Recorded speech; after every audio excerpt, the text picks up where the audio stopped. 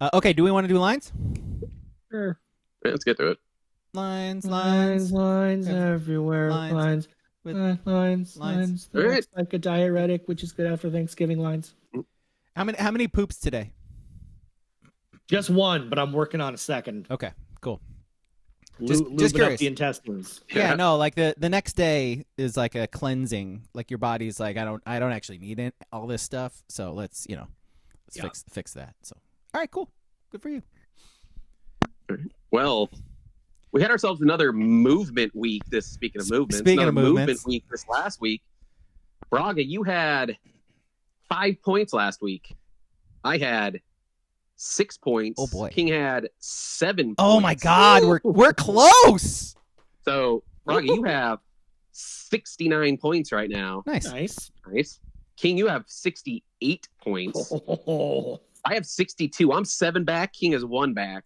Oh my God. We are in this. Yeah. Oh my God. Shit's getting real. It's getting really real. Yep. So the first game already happens. I got your guys' picks. Yep. It was Minnesota. They were 1.5 point favorites on the road to Wisconsin. And Wisconsin's quarterback's still very bad. So Minnesota won. So you guys both got those, and I missed Wisconsin. So yeah, weird. That's where we start. Yeah, weird. College football team fires their offensive coordinator, and their offense doesn't get better. That's weird. Right? It's shocking, isn't it? Weird. Quarterback. They don't make a change at quarterback. Quarterback still sucks. Huh. Mm-hmm. Weird. All right. So the first game we're picking here, Nebraska, who coming off that win last week against Wisconsin, they're only 2.5 point dogs at King's Hawkeyes. Give me the Hawks. My playoff Hawks. Yeah. Mm-hmm. I have Iowa with a star pick. Oh man, I was gonna star pick Iowa as well. I'm just gonna standard pick Iowa. Yeah, all of us. That seems too easy. That's a big one, by the way. This might be a swing game for us. Like this could be a big one. All right, next game. I guess it's probably the biggest game in conference this week. Yeah, Michigan. They're 19.5 point dogs at the Horseshoe. Redemption Saturday. Ryan Day finally beats up on the old rival, the old 6-win rival. Give me the Bucks. Yeah, Will Johnson's still not playing for Michigan. This is like he's gonna take out some stuff on Michigan this week, I think.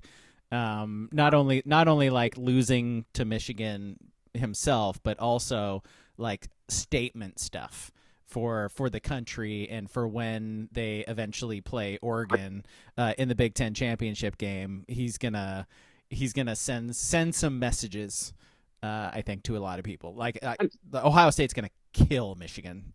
Yeah, I don't think they need a state. I mean, I don't know if you guys see. It's pretty much set in stone almost that Oregon and Ohio State are going to be the 1 and the 5 seed, right? They're in the playoff. Yes, both of them for sure. Yes. In those seeds too. I don't see. Actually, I guess maybe no. I still think they've been 5 seed even if they lose to Oregon in the championship. So that's it. I am with you on that. I kind of see the Duck game as this as well, as they've been losing to that team for so long. The other team's down. You got to beat your opponent down when they're down, right? You got to lay it on them. So yeah, I'm taking Ohio State too. It's gonna be a murder. Yeah, we should. I should have hesitated a little bit more before I said that statement. Like, yeah, it's said and done. Now Oregon still has to play Washington, and like Dan Lanning kind of sucks against Washington, so maybe it's almost identical. They almost have the same spreads both at home. It's going to be the same. Both teams will be playing the same way in my eyes. So if I pick Ohio State to stomp, I'm going to be picking Oregon to stomp too. That's in Oregon finally being healthy. Yeah. All right. Next game we got King's top 25 Illini. I think they're still top 25. Absolutely.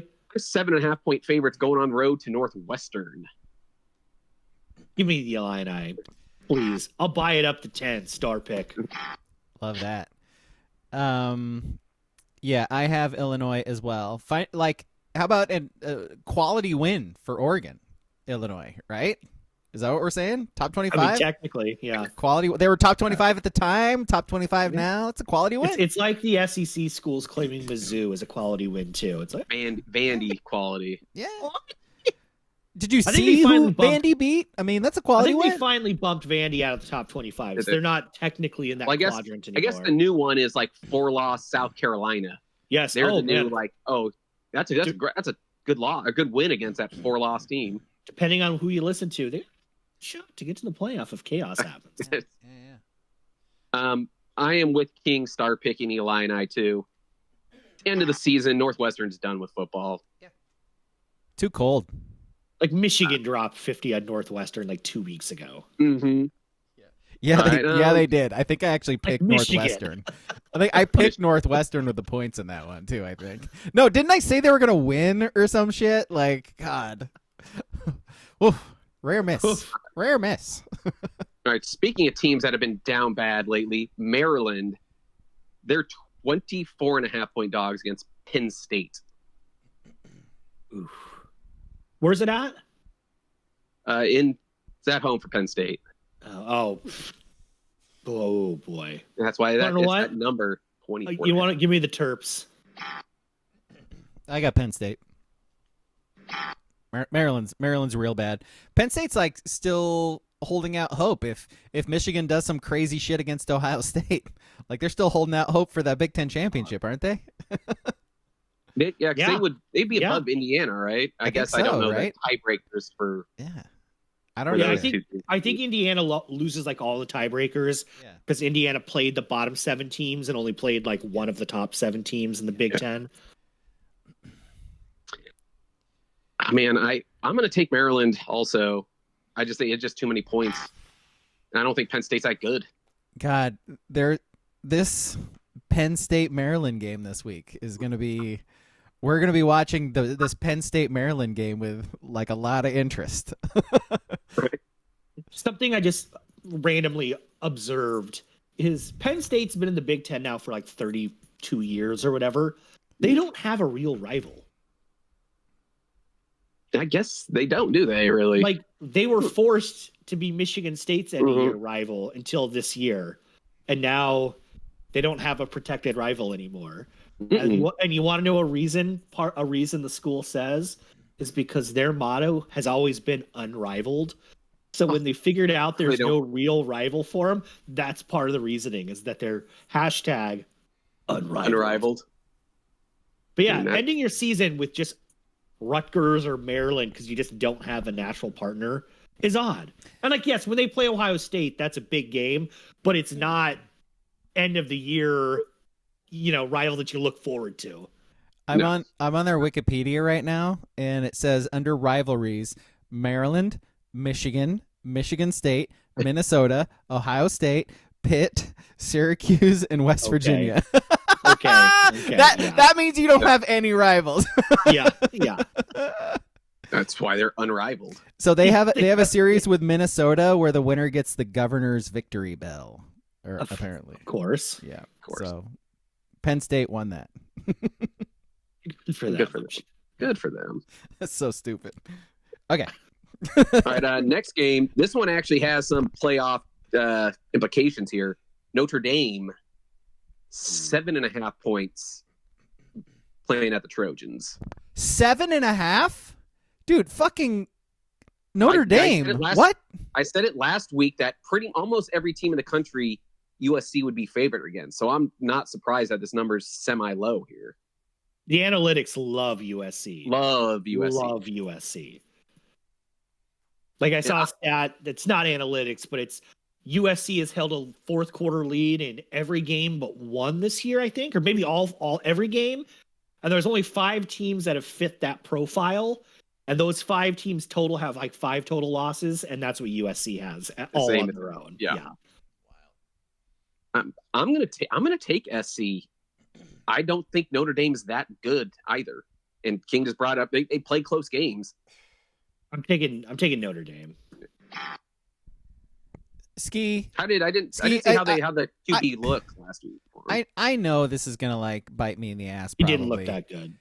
Like I know this is probably gonna bite me in the ass, but Ski, that is like dumb.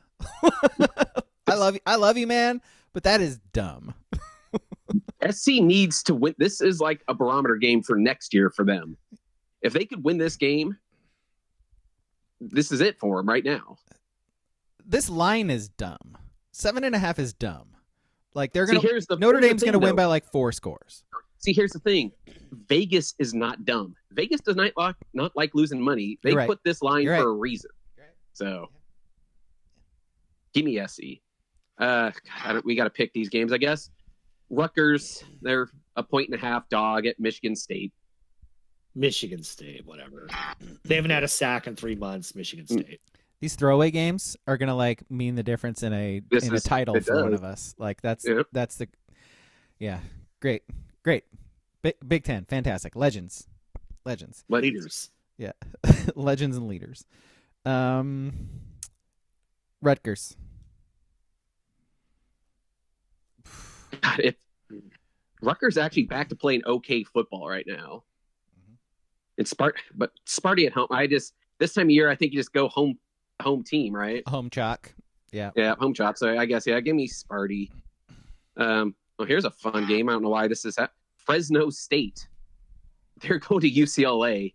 UCLA's 8.5 point favorite. Give me the Bulldogs. There's going to be no one at the Rose Bowl. They already played the rivalry game. They lost. There's going to be 9,000 people there, and 4,000 of them are from the San Joaquin Valley or whatever. Let's see. Fresno State, they're 6-5. Yeah, they're not very good.